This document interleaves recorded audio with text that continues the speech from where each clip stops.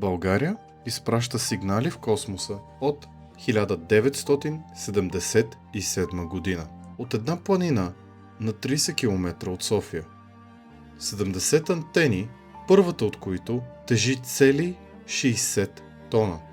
Първият сигнал е излъчен на 17 август 1977 година в 17 часа и 33 минути по повод откриването на Универсиада 77. Но на километър оттам хора обикалят ступа по часовниковата строка, за да си пречистят кармата. Първата такава будистка ступа на Балкани. А майка ми казва, че и двете групи правят едно и също. Просто с различни инструменти. 3 антени на една планина. И аз отидох да разбера защо. След Царичина, майка ми каза, има още едно място. Плана планина. Но стои точно между Витоша, Рила, Верила и Средна гора.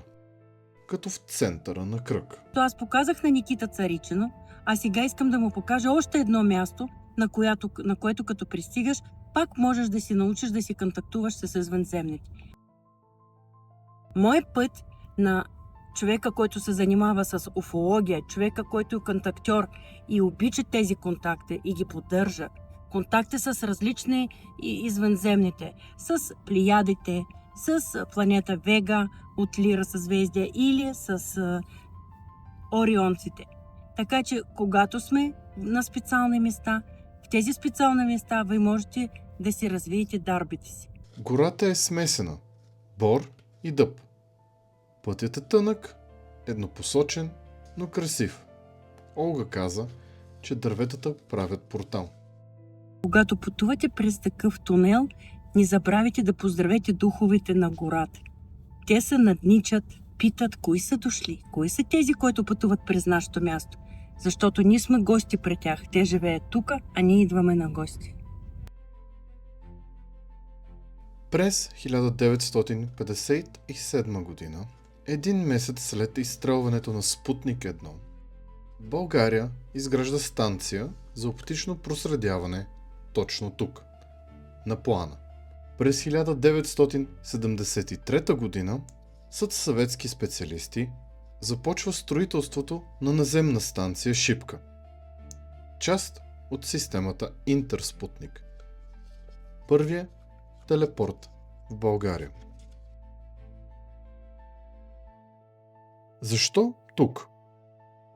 Мястото е специално избрано, за да има минимални валежи, защита от електромагнитни смущения и сигналът да минава чисто. Днес тук има над 70 антени и даже се приемат сигнали от наносателити. Но майка ми вижда нещо друго. Поздравяваме от едно ново място на сила, което се намира на плана планина. Ние сме на 1300 метра високо над ниво на морето и ние се намираме много близко от София, плана планина.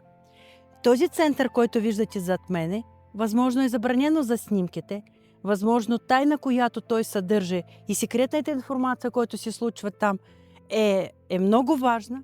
Вижте тези невероятни чинии. Всяка една чиния, излъчвачел на радиочестоти, който е тук, направен така, да може да заснемеме информация от тези нагоре космическите обекти, за които ви казах.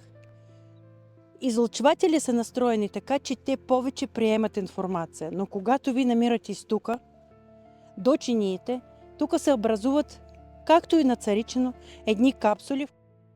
Инженерите казват излъчватели на радиочестоти.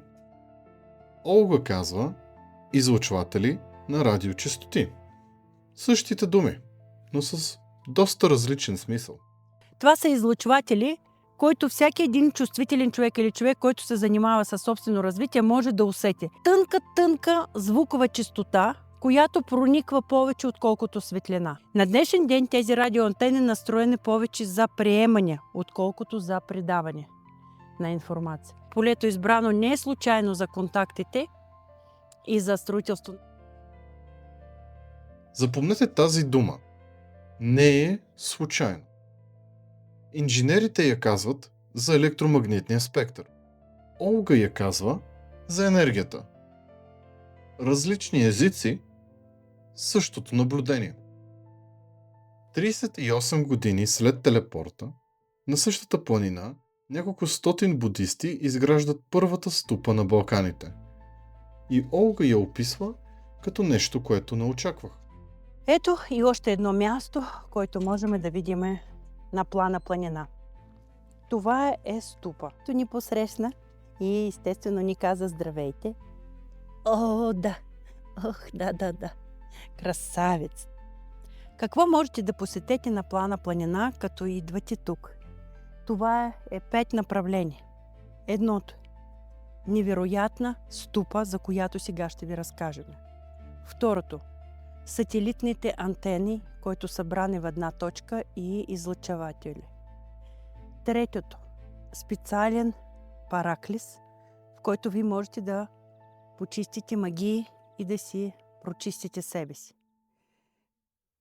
Четвъртото място е дракона. Дракона, който пази плана планина. Петото място е дървото с предавателя. Ступа, която виждате, има невероятна история. По принцип, будисти, когато вървят по пътя на развитието си, трябва да посетят 99 ступи в различни държави, са, които се намират. Тези ступи разположени в специални точки, енергийни точки, места на сила, където се пресичат кристалните линии и създават синхроничен възел. Чухте ли? Кристални линии, които се пресичат и създават синхроничен възел. Това е геомантията, но на езика на будизма. А инженерите? Те казват минимални електромагнитни смущения. 3 езика, едно наблюдение. И тогава Олга каза нещо, което свързва всичко.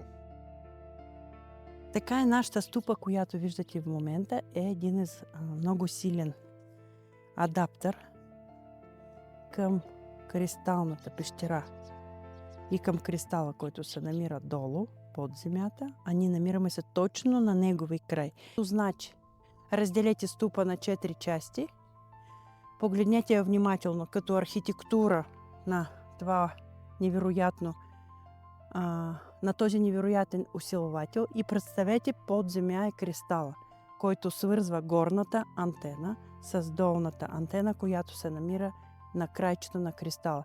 Горна антена, долна антена. Ако сте гледали епизода за царичено, помните дъба. Корени отгоре, корени отдолу. Каквото горе, това е долу. В случая различно място с различна структура, но по същия принцип. Невероятна история как може от красивите места на древни познания Тибет, древен Китай, да идва информация към България и в България да има такива свещени места. Нека съберем всичко. Ноември 1957. Плана става очите на България към космоса. 17 август 1977 в 17 часа и 33 минути. Първият сателитен сигнал. На 14 август 2015 откриване на първата будистка ступа на Балканите. И през всичките тези години геоманти, които казват, че планината винаги е била такава. Защото тук връзката с Земята, тук връзка е с космоса. Добре дошли! Плана планина ступа. Тази ступа свързва с 3 неща вече в хоризонтален план. Това са 3 върха. Черен връх, Мусала и като погледнем назад Стара планина. Аз нямам отговор. Не знам защо инженери, будисти и геоманти са избрали една и съща планина. Но знам, че това не е съвпадение. Ако искате да разберете повече за местата на силата в България и защо определени места притеглят и науката, и духовността, линкът е в описанието на това видео. Аз съм Никита. Това беше плана 3 антени, една планина.